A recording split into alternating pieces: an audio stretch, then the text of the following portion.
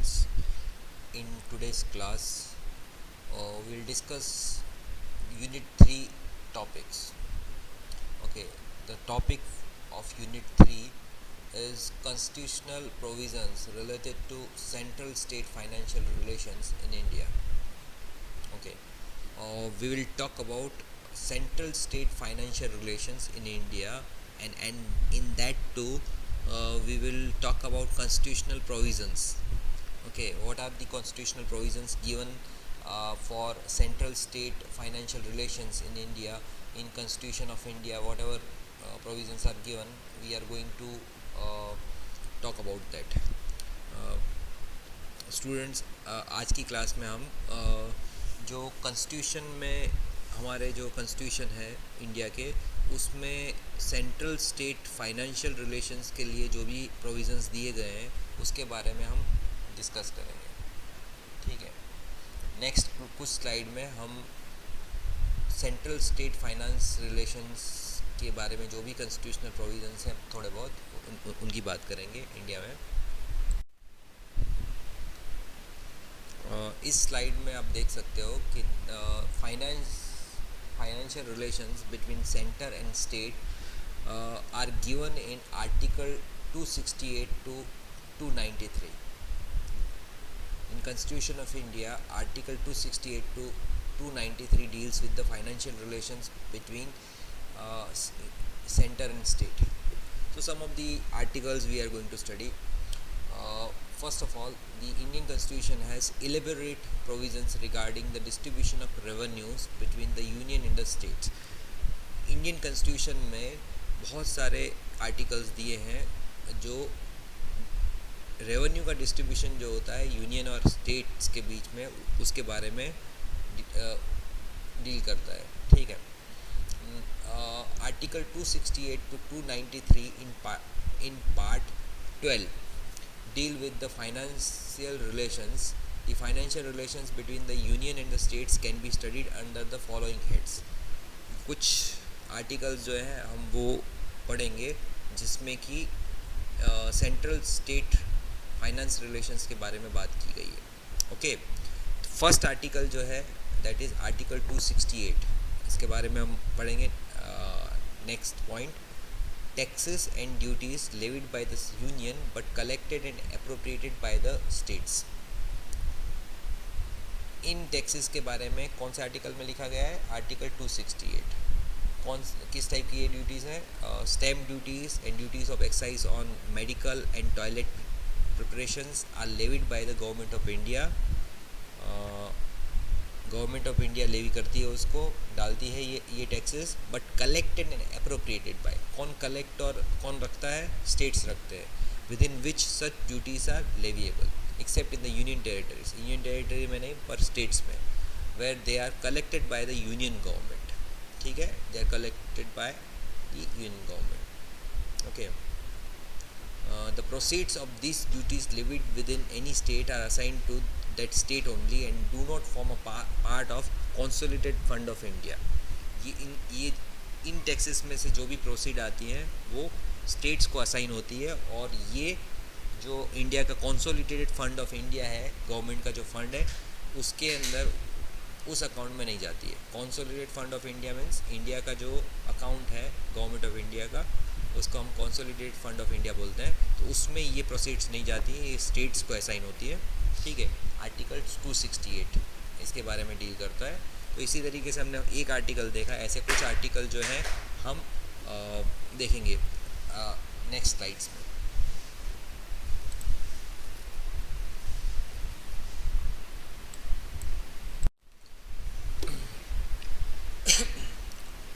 So next point is service tax levied by the center but collected and appropriated by the center and states. जो service tax है वो central tax है, लेकिन it is collected and appropriated bye the centre and state. This is service tax का क्या होता है? वो सेंटर और स्टेट के बीच में डिवाइड होता है. ठीक है, taxes on services are levied by the centre but their proceeds are collected and appropriated by both the centre and the states. Principles of their collection and appropriations are formulated by the parliament. Who formulate this principles? Parliament formulate this principles. कैसे इनका division होगा.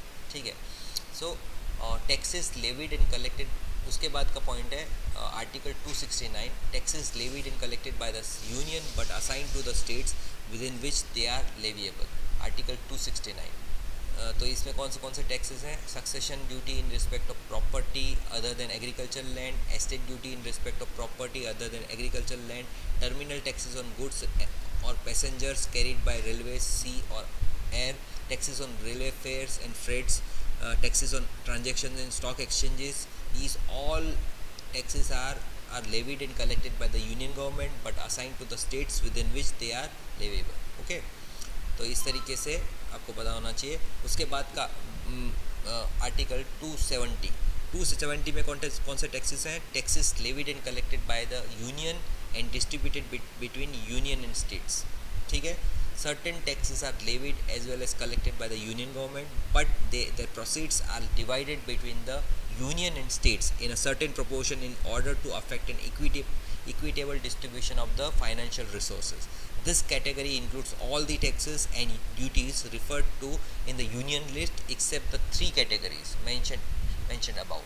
Any surcharge and any cess levied for specific purposes.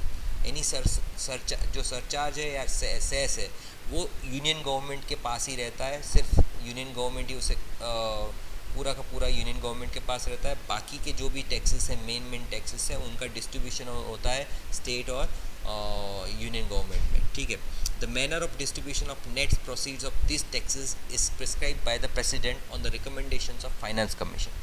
ये किस तरीके से इसका distribution होगा वो कौन डिसाइड करता है? वो फाइनेंस कमीशन जो भी रिकमेंडेशन देती है उसके हिसाब से प्रेसिडेंट जो है उसको फॉलो किया जाता है।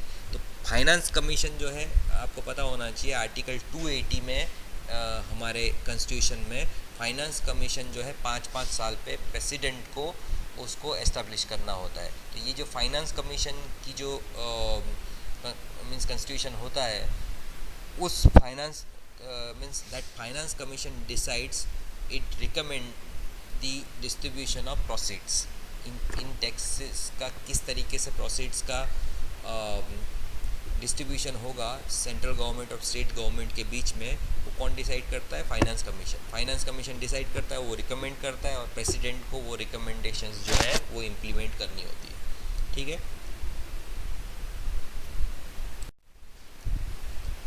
Now we will look at article 271. Article 271 deals with surcharge on certain taxes. The Parliament is authorized to levy surcharge on the taxes mentioned in the above two categories, Article 269 and Article 270, and the proceeds of such surcharges go to the center exclusively and are not shareable. ठीक है, article 271 के under में क्या होता है? Surcharge लिया जाता है और जो सरचार्ज है वो सेंट्रल गवर्नमेंट को एक्सक्लूसिवली जाता है, वो शेयरेबल नहीं है। Then taxes levied and collected and retained by the states, these are the taxes enumerated in the state list 20 number and belong to the states exclusively. कुछ taxes जो हैं they are levied, collected and retained by states government ही जो है उसको retain करती है, याद रखिएगा। Then comes the grants in aid. The parliament में make grants in aid from the Consolidated Fund of India to such states as are in need of assistance, particularly for the promotion of welfare of tribal areas, including special grant to Assam. ठीक है, तो इस तरीके से क्या होता है, बहुत सारे ऐसे ट्राइबल एरियाज़ और स्टेट्स हैं जिनको स्पेशल असिस्टेंस की ज़रूरत होती है, तो ग्रांट्स इन एड जो है वो भी आर्टिकल 275 के अंडर में पार्लियामेंट जो है वो स्टेट्स को ग्रांट कर सकती है। ठीक है, तो इस तरीके से आपको पता होना चाहिए कि सेंट्रल और स्टेट के फाइनेंशियल रिलेशन में ये सब आर्टिकल जो है बहुत इंपॉर्टेंट है। These are called statutory grants and made on the recommendation of the finance commission. जितनी भी ग्रांट्स हैं जो वो स्टेट्यूटरी ग्रांट्स इनको बोला जाता है और ये फाइनेंस कमीशन की रिकमेंडेशन पे दी जाती है। दो प्रकार की ग्रांट्स होती है, एक डिस्क्रिशनरी ग्रांट्स होती है, एक स्टेट्यूटरी ग्रांट्स होती है, याद रखिएगा। डिस्क्रिशनरी ग्रांट्स जो हैं वो प्लानिंग कमीशन की रिकमेंडेशंस पे दी जाती है, जबकि स्टेट्यूटरी ग्रांट्स जो है वो फाइनेंस कमीशन की रिकमेंडेशन पे दी जाती है, याद रखिएगा। और प्लानिंग कमीशन है वो कॉन्स्टिट्यूशनल बॉडी नहीं है, नॉन कॉन्स्टिट्यूशनल बॉडी है, जबकि फाइनेंस कमीशन है जो वो कॉन्स्टिट्यूशनल बॉडी है, याद रखिएगा। कॉन्स्टिट्यूशन में दिया गया है कि प्रेसिडेंट को कंपल्सरीली 5-5 साल पे फाइनेंस कमीशन जो है उसको एस्टेब्लिश करना है, जबकि प्लानिंग कमीशन के बारे में कॉन्स्टिट्यूशन में कोई बात नहीं की गई, याद रखिएगा ये बात।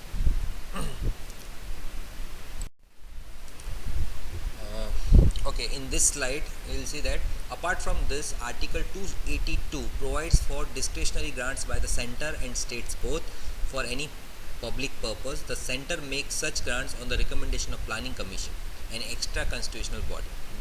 जैसे मैंने लास्ट स्लाइड में आपको बताया, loans, the union government may provide loan to any state or give guarantees with respect to loans raised by any state. Okay, previous section of the president. In Article 274, no bill or amendment can be introduced or moved in either House of Parliament without the previous sanction of the President if it imposes or varies any tax in which the states are interested, or it varies the meaning of the expression agriculture income as defined in the Indian Income Tax Act, or it affects the principles on which money are distributed to the states, or it imposes a surcharge on the state taxes for the purpose of union. Okay, ये जितने भी cases हैं उसमें कोई भी bill जो parliament में introduce किया जाता है तो उसको पहले प्रेसिडेंट का सेक्शन लेना होता है। प्रेसिडेंट का, राष्ट्रपति जो है उनका सेक्शन होता है, उनकी मंजूरी होती है, तो ही ये बिल जो है वो पार्लियामेंट में इंट्रोड्यूस किया जाता है। आर्टिकल 274 ये यूनियन और स्टेट, सेंट्रल और स्टेट के बीच में जो फाइनेंस रिलेशन है उसको प्रोटेक्ट करने के लिए, स्टेट्स जो हैं उनके इंटरेस्ट को प्रोटेक्ट करने के लिए बनाए गए हैं। ये सब आर्टिकल्स जो हैं कॉन्स्टिट्यूशन में डाले गए हैं, याद रखिएगा। In this last slide we will see that according to Article 301, freedom of trade, commerce and intercourse throughout the territory of India is guaranteed, but Parliament has the power to impose restrictions in public interest, याद रखिएगा। तो freedom जो है वो insured है, पर कुछ restrictions parliament public interest में लगा सकती है। तो डिफरेंट स्टेट के बीच में कोई भी रिस्ट्रिक्शंस जो हैं वो नहीं रखे जा सकते according to article 301। Although taxes on income other than agriculture income are laid by the union, yet the state legislator can levy taxes on profession, trade etc. ठीक है, इनकम टैक्स जो है ये यूनियन टैक्स है, union list में है, पर income tax के अलावा कुछ टैक्सेस होते हैं जैसे profession tax, trade taxes on trade, ये सब जो है वो स्टेट गवर्नमेंट भी ले सकती है, याद रखिएगा। Distribution of non tax revenues, non tax revenues from post, telegraph, railway, banking, broadcasting, coinage, currency, central public sector enterprises, escheat, death of a person without heir and lapse, termination of rights to the go to the center, while state receives non-tax revenues from irrigation, forest, fisheries, state public sector enterprise, escheat and labs। ठीक है, ये आपको पता होना चाहिए। कुछ जो है वो सेंटर को जाते हैं और कुछ जो इस तरीके की जो चीज़ें हैं नॉन टैक्स रेवेन्यूज़ वो स्टेट गवर्नमेंट को जाते हैं। Provision has been made for the constitution of a finance commission to recommend to the president certain measures for the distribution of financial resources between the union and the states. ये मैंने जैसे आपको बताया article 280 के under में president has to constitute finance commission at every 5 years to recommend the formula for distribution of resources, financial resources between center and state। ठीक है, central government और स्टेट गवर्नमेंट के बीच में किस तरीके से फाइनेंशियल डिस्ट्रीब्यूशन होगा टैक्सेस का, वो फार्मूला रिकमेंड करने के लिए हर एक 5 साल पे राष्ट्रपति को फाइनेंस कमीशन की रचना करनी होती है, याद रखिएगा, compulsorily as per the constitution of India. ठीक है, अंडर द सिचुएशन, उसके बाद का under the situation of emergencies these financial relations are also undergo changes according to the situation, and the president can modify the constitutional distribution of revenues between the center and states। ठीक है, वो याद रखिए, only under emergencies these financial relations can change, otherwise जितना भी financial relation है state और central के बीच में, it can not be affected.